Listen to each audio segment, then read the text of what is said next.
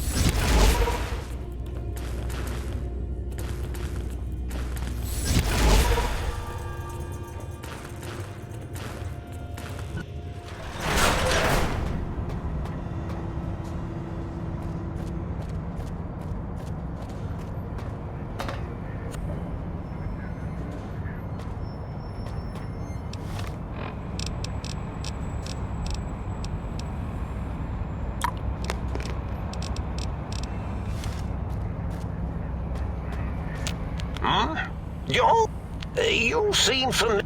A little hard to see you. Can you walk? What? I have all sorts of amazingly science-terrific thoughts, and I forget them all not long after, though. Especially had to start using the dome floor and walls here to inscribe it. Read. After all, Do you? And does it even want to go back with you? Maybe you should ask it. Hey, tell you what, I'll leave it up to your brain. If it wants to go, then fine. If not, well, you should respect its wishes.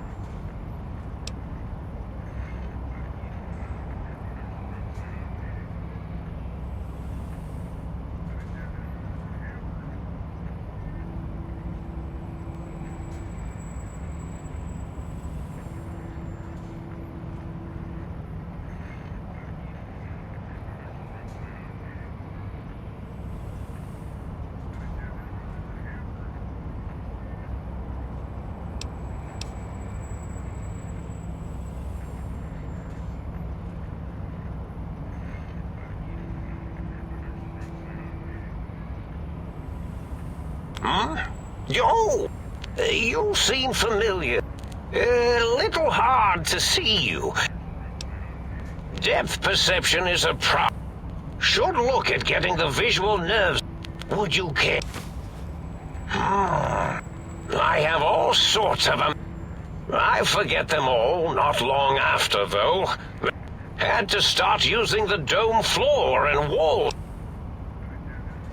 Really? That implies preconceived notions, theories, and a hypothesis about this meeting? Please extrapolate. What was I... After all, it might be... Do you? And does it even want to go... Tell you what... Oh, curiosity. I experience that less now that I know everything. Oh, maybe... The ghosts aren't real? That changes everything. Why, please be my guest. The receptor is there.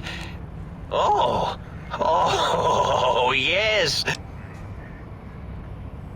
Oh, a variety of reasons. You see, you are the most successful brain.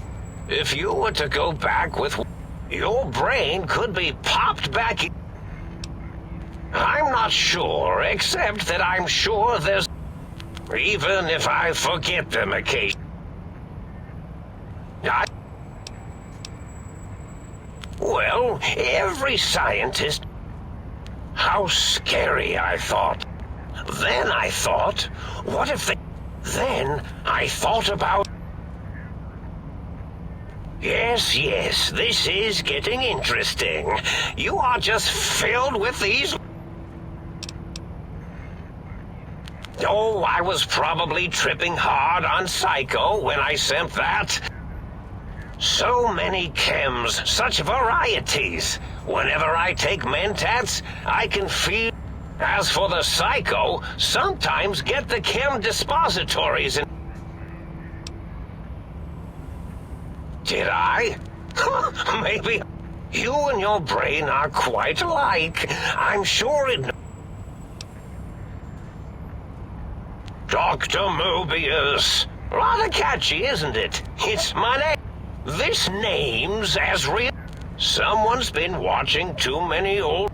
I must admit I have a vulnerability for... Like the think tank, we were all reprogrammed to forget. Now, trap is a rather harsh word.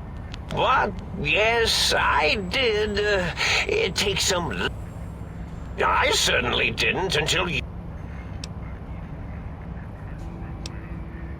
The radar fence to keep the think tank hemmed in wasn't really enough.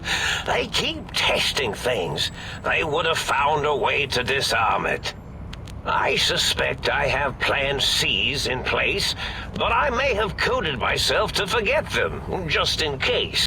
So I had to do something else to keep them occupied here. Or as you like...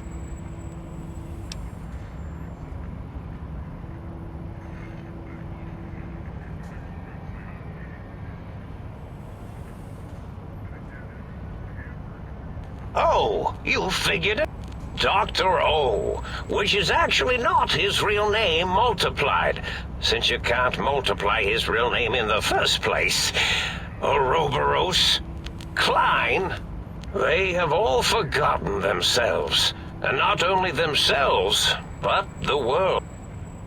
I reprogrammed their chronometers. It was a merciful lobotomy, really, thinking back. And the world isn't ready for that kind of too-far thing-taking. That's my professional opinion, anyway.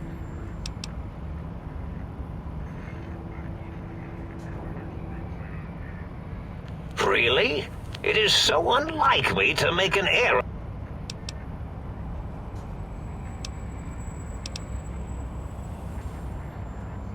Well, it's simple. Despite their many failings, without something to distract them, make them afraid, they would simply deduce what had happened. And when they start deucing it up, then you... There have been other visitors to make them doubt their perceptions, but you are the one who dialed back their monitor micromagnifiers. You were irrefutable proof that there was a world outside. And then there was the whole... See, your brain had a special kind of wrinkle, a uniquity that they had never thought to try in all their countless...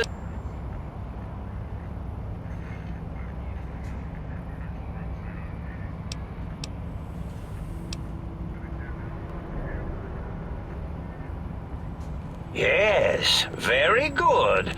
I should have mentats ingest you instead of the other way around. In any event, you showed up at the think tank, and because you had suffered a cranial injury in just the right place, bullets in the head are usually much more fatal, and yours was a light case of bullet headitis. But it was enough for the autodoc in the sink to change its programming to fix the problem. And the brain extraction technology for once worked. That gave the think tank the knowledge its brains couldn't possess. With that knowledge, the procedure can be reversed. If they obtain that procedural data, they can use it to mush and modify their cranial cells into hosts to slip past the radar fence. I'm sure of it. And once they're off the reservation...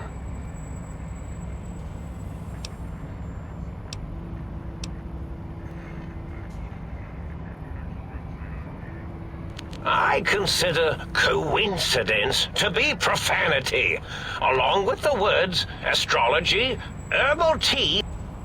My threat broadcast is designed to instill and install fear, and along with the emotional download, it prompted them to focus on retrieving those technologies and bring them to attack me. And coincidentally, pardon my language, all those technologies are neat.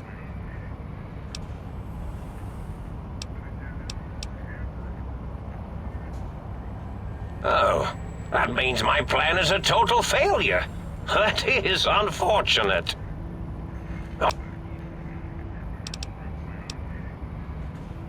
Yes, my overly aggressive cammed-up broadcast was designed to keep reinforcing the forget, fear, rinse, and repeat program.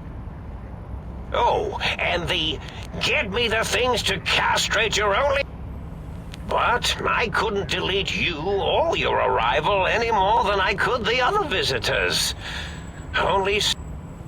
You're really quite difficult to ignore, you know. It's because you're Well, the X2 antenna can be used to focus your alpha wave frequency thought patterns. The sneaky suit? Why, it houses a cardiac regulator. And the sonic sound wave projecto emitter was never intended as a weapon.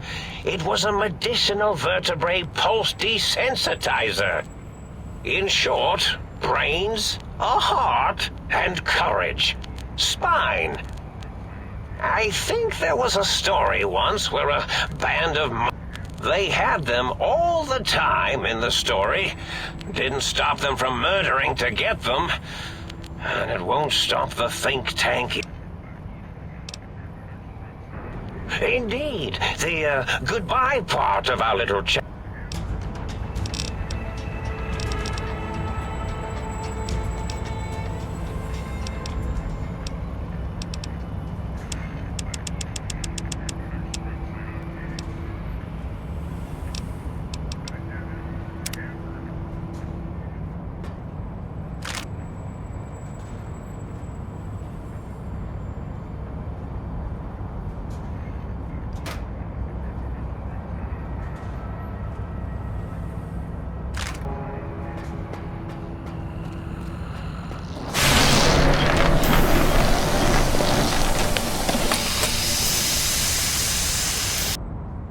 Well, look who finally dragged themselves in out of the wasteland.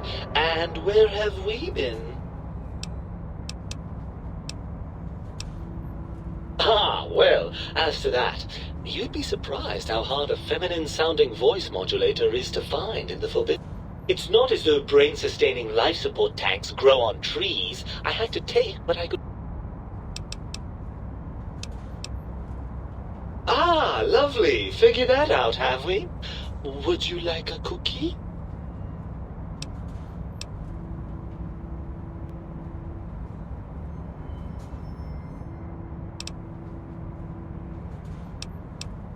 After the think tank extracted me from your skull, they fell to bickering amongst themselves. I'm sad to say we were quite forgotten about. Dr. Mobius saw an opportunity to gain some leverage and had me spirited away to his dome. I don't know. I'm afraid the trauma of our separation rendered me quite insensate. I didn't come around until I was safely ensconced in this tank. I'm quite sure whatever he did was highly scientific, though. Hardly. Dr. Mobius keeps a close optical sensor on the goings-on at the think tank. As soon as he saw the opportunity, he took it.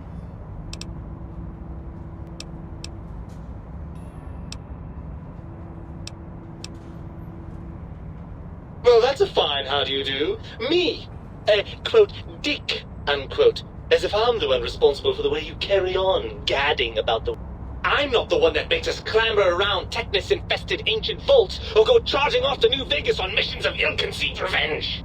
And have we forgotten who got us shot in the head and buried in a shallow grave? Do you think I enjoyed that little moment?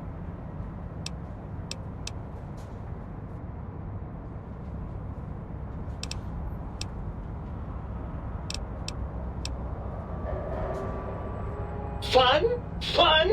Is tetanus fun? Is rickets? What about sepsis, huh? Enjoy that, do we? The things you do with our body are suicidally dangerous, and if you could silence your glandular impulses, you would hear me screaming at you!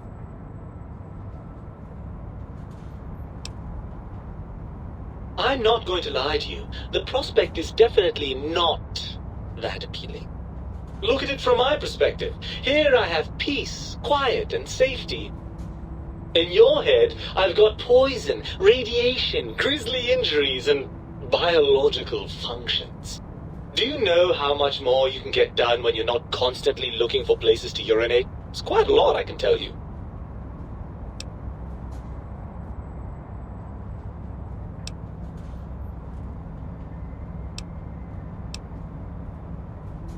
If you want me back, we need to establish some ground rules.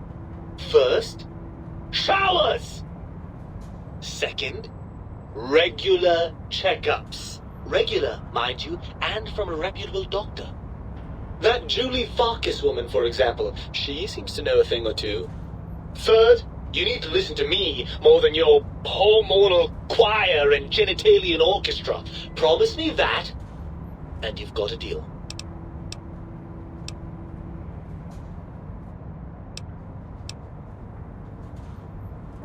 Well, certainly there might be some things I miss about being ambulatory. We have seen some incredible sights. Jason Bright and his followers launching into the vast unknown. Helios 1 coming back online. But still, given the tremendous, potentially life-ending peril that went along with those, yes. I suppose you're right. That does call certain assumptions into question, doesn't it?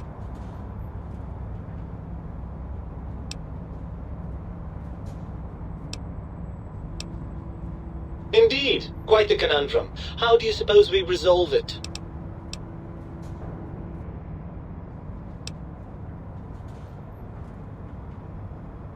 I suppose there might be some advantage to that, yes. There's a chance that the reintegration would create some improved synergy between us.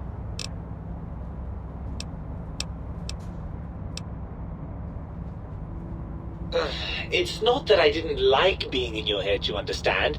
As far as heads go, it was a rather nice one. Well then, I suppose this is goodbye for now. What will you do?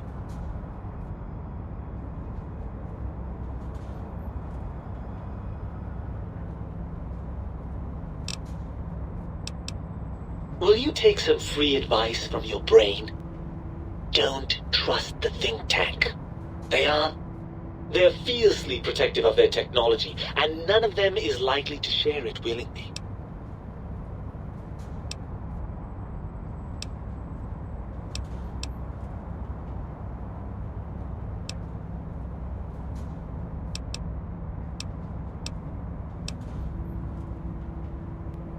Oh, lovely. We've reached the mindless violence portion of the program. Tell me, what exactly are you...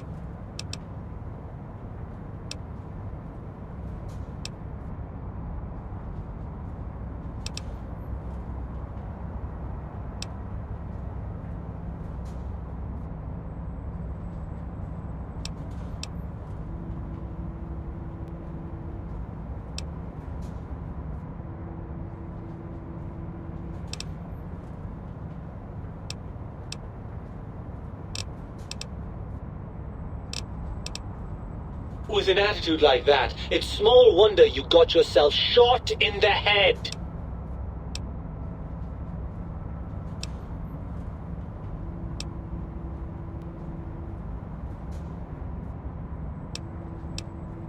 I'd like to find a nice little place to live, maybe in Good Springs, and settle down where we won't get shot at. Not as... But since that doesn't seem likely...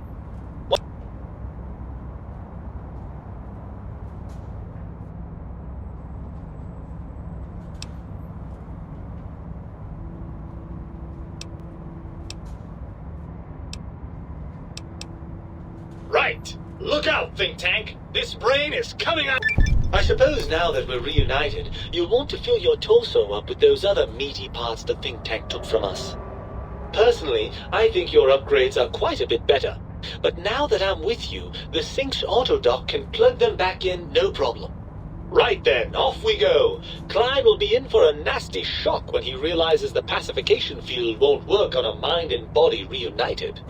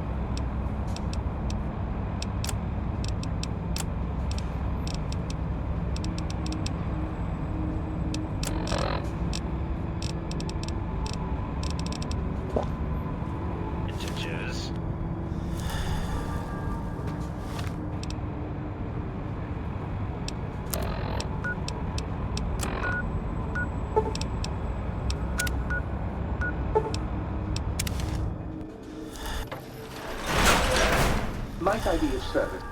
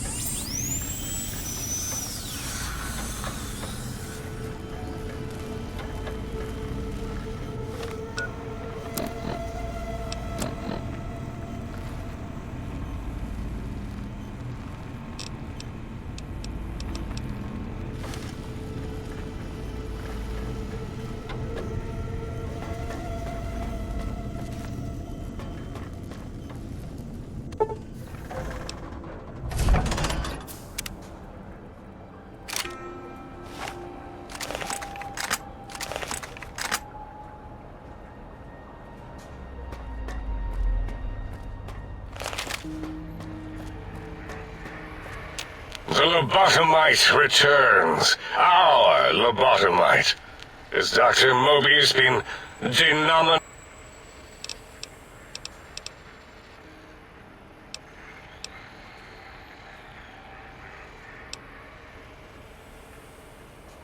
A fight?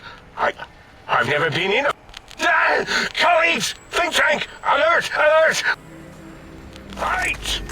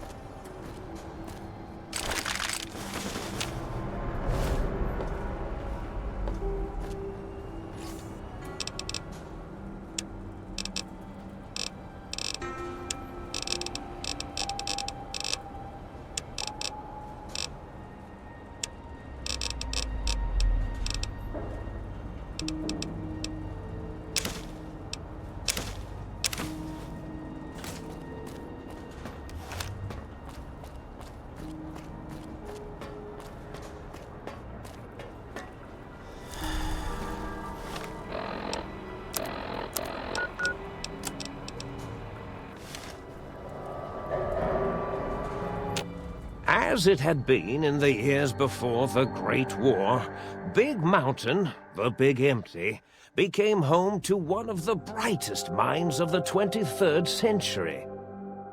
The courier watched over the Big Empty for years to come, caring for it and keeping its discovery safe until they were needed to help others.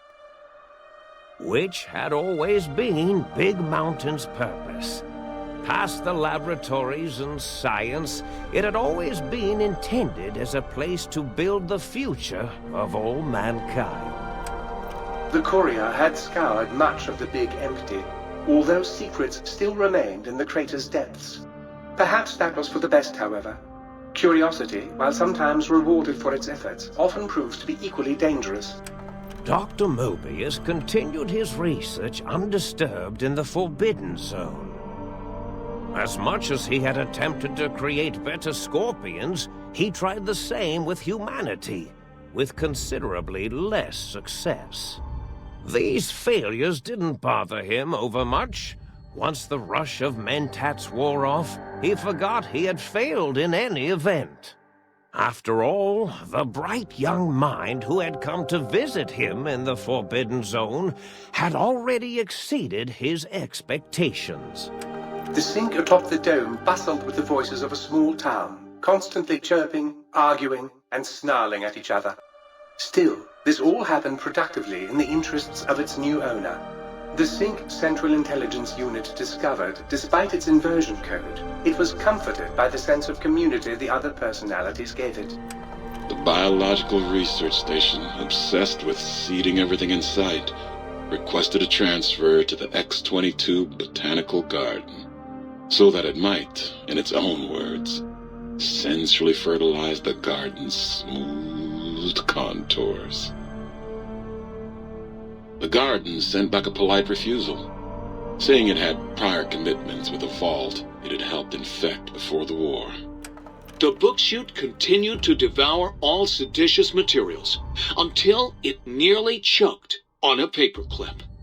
It adamantly maintained it was a Chinese paperclip, and the whole thing had been an elaborately orchestrated assassination attempt. Whatever the reason, it slowed down for a while, carefully appraising each document and clipboard that came to it. The light switches continued to bicker and flicker. This persisted until the day someone dropped a flashlight in the sink, and the two of them united in their hatred of the showboat. The sink continued to ruthlessly scrub any particulate matter that came near it. Eventually, it gained access to the magneto-hydraulics plant and nearly flooded all the Big Empty in an attempt to scrub the crater clean. The toaster continued its psychotic spree, reducing all appliances in range to scrap electronics and spare parts. After one of its more psychotic episodes, however, the other Sync personalities decided enough was enough and dumped the toaster in a bathtub. Sparking and hissing, the toaster swore its enemies would rue the day when they had bread and no way to toast it. Muggy did his best to collect coffee cups, although in his quest, he accidentally trapped himself in Higgs Village. It might have been the end for poor Muggy. Except, he found it peaceful there, tidying up the kitchens of the think tank professors back when they had been flesh and bone. Well, except for Dr. O, who was an asshole for having created Muggy in the first place. Muggy left O's house deliberately dirty, punishing the dishes and cups that lived there in blind revenge for serving Dr. O. Blind-eye old Jefferson eventually discovered a new sound. Silence. It only made him more filled with the blues than before. It was rumored by the other personalities that he had a brief fling with the light switches. Although he forgot their names much too often and was soon left in the dark as punishment. Autodoc, always gentle and methodical, kept sewing up the courier in all the right places when the skin split open from repeated wear and tear. The Autodoc was just glad to have purpose again. It heard its simpler brothers and sisters who got shipped to the Sierra Madre were bored out of their skulls in that toxic dead city. In time, the Autodoc found a way to deactivate the Y-17 trauma harnesses, releasing the corpses they had held prisoner for almost 200 years. As the courier ran through the X-8 facility multiple times, the computers analyzed the test subject's movements. Rather than performing a superficial observation, they realized the subject barely knew what communism was, or even what a high school was. This confused them for a time, until the facility finally realized that its research had succeeded. So it let its cyber dogs out into the wastes to help protect small communities from physical aggression rather than communist propaganda. The infiltration program in X-13 felt spent, having repeatedly upgraded the stealth suit until it could upgrade it no more. It felt warm, fulfilled, and a bit sluggish. It realized not long after the stealth suit had left it without so much as a note on the nightstand. So the infiltration program sent out robo-brains into the wastes, looking for its wayward technology. It eventually found Repcon HQ and set up a new research center, testing and murdering fiends who kept breaking into the facility. The courier, organs intact, continued onwards, a little less heavy of step, but with all the organs in the right places, as they should be. After all, brains can develop a life of their own when left to their own thoughts, and the courier's brain was more clever than most. The think tank basement, filled with the lobotomized robotical frames of the doctors, now served as a graveyard. The monitors had recorded the battle in its entirety, including the think tank's final, shrill, terrified screams, whimpers, and pleas for mercy. They broadcast these humiliating last moments as a warning to anyone approaching the perimeter that other smarty pants were not welcome. The courier was the inheritor of the Big Empty, and there was room for only one will in the halls of the think tank dome. There is an expression in the wasteland, old world blues. It refers to those so obsessed with the past they can't see the present, much less the future, for what it is.